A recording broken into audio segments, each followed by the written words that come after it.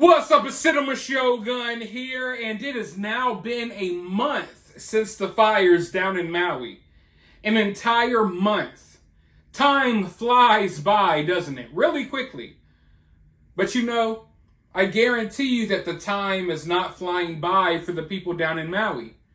If anything, time is still at a standstill for them because in many ways, they don't know anything more now than they did on day one. A lot of these people still have loved ones missing, presumed dead. Time is at a standstill for them. And a month might not seem like it's a long time, but it's a lifetime when trapped in a situation like this one. And now the people in Maui are facing a new problem. Now, early on after this fire, you started seeing people on social media saying, Maui's closed.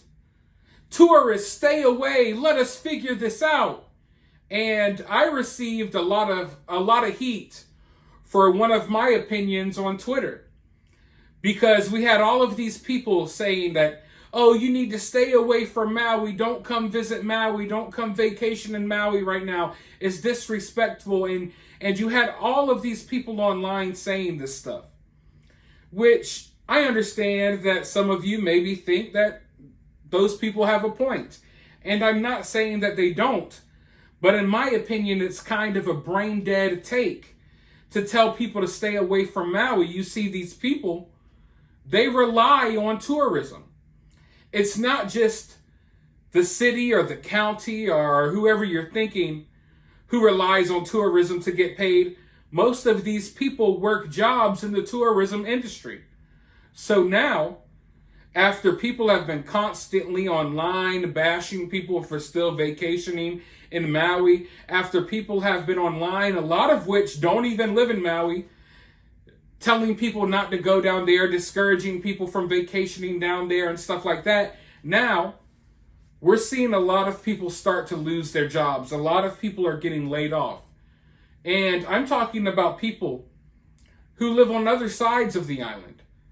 This is affecting Hawaii as a whole right now because we have tons of people canceling their vacation.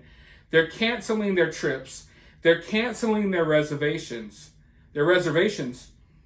And it's really impacting their economy. I know, I get it. Your whole town burns down. The last thing you want to do is see some outsiders out enjoying the beach.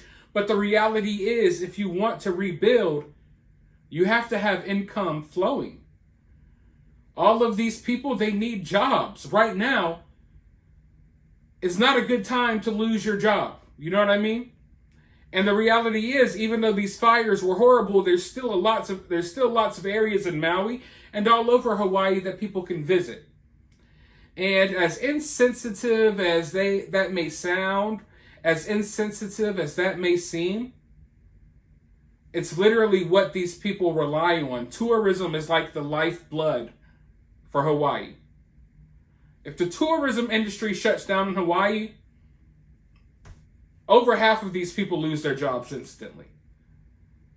So we're starting to see people get laid off left and right. Businesses at this point are begging people, hey, we're open. You can come. Please don't listen to what you're seeing online. Come, we need the business. But I want to go ahead and roll this clip, and then I'll be right back with more thoughts. The flames have died down, but Maui is still mourning all that was lost. We haven't even had the first funeral yet, and they're already talking about rebuilding Lahaina. It was 1 month ago that wildfires broke out on Maui. They blazed through West Maui, scorching Lahaina, once the capital of the Hawaiian kingdom. Hundreds of structures were destroyed. Within minutes, our whole neighborhood was covered in smoke, and we were just fighting to get out of here. Some could only escape by fleeing into the water. The death toll now stands at 115, the deadliest American wildfire in more than a century. The official missing person list is at 385.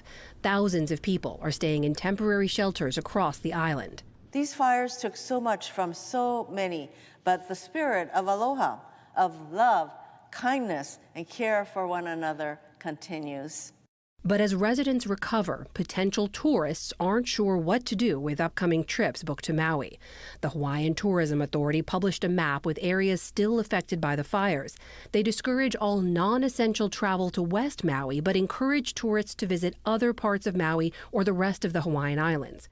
Some local officials want to ensure that embracing tourism doesn't come at the expense of residents. We can put 100% of our efforts into the recovery, or we can put 100% of our efforts into hosting tourists. But if we try to do both, I don't think we'll do a good job at either. With this essential piece of the economy missing, it's not clear if the island can afford to recover without visitors. I am advancing now the discussion about when West Maui will open again beyond Lahaina, because we want to protect the economy for everyone who's working.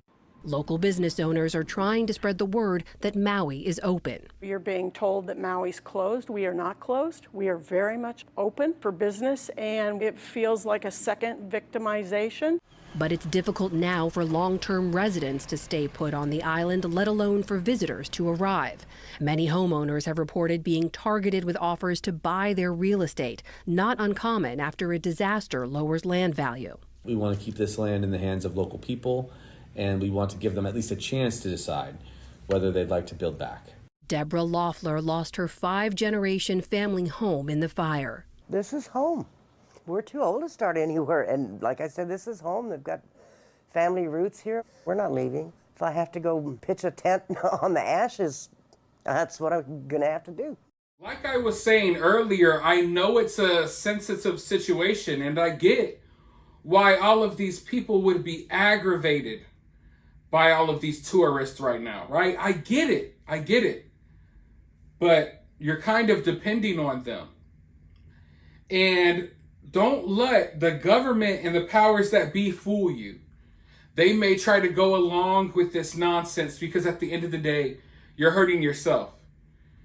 You know, you say stop the tourism, stop the people traveling down here and all this stuff, and you're thinking that you're hurting the powers that be, when in reality, maybe they're hurting a little bit, but they're going to be okay. They can recover. They got backup plans. They're going to be all right. They got plenty of money. The people who are really being hurt are the 9-to-5 workers who are now without a job, who need this income now more than ever, considering the situation that everyone is in. So don't be fooled into screwing yourselves over. Because I understand how you could think that, oh, shutting down the tourists and shutting down these vacations, you think that it's something that's really aimed at the bigwigs and the people in charge. You think it's going to hurt them, but in reality, they're going to be okay. And your neighbors and your peoples are going to be the ones that suffer. To rebuild this, to rebuild Lahaina, it's going to take money. And if you don't want to fully rely on the government, because the government is not going to rebuild it in the way that these people want, okay? The government has their own agenda, their own plans. So if there's any hope for Lahaina being rebuilt and Lahaina staying in the hands of the people who rightfully own it, if there's any hope for that, then these people need their own money. They need to be generating as much revenue as possible. And I think that the overall island and Hawaii in general, you know, a lot of people are going to be hurting that don't have to be hurting if all of these tourists continue to cancel their trips and stuff like that. Like I keep saying, it's the last thing you want to see. These people out here enjoying the beach in Hawaii when your house burned down. But that's how you rebuild. That's how you generate the income to rebuild. The last thing you want is for even more people who weren't even affected by the fires, to now be affected by the fires. The last thing you want is for all of these people to be put in this hard position to where the government has to swoop in to help. And then they grab you by the balls, they back you in the corner, and they get you where they want you. But let me know your thoughts about all of this down in the comments below. While you're down there, hit the thumbs up, hit that subscribe, ring that notification bell, and I'll talk to you all soon in the next video.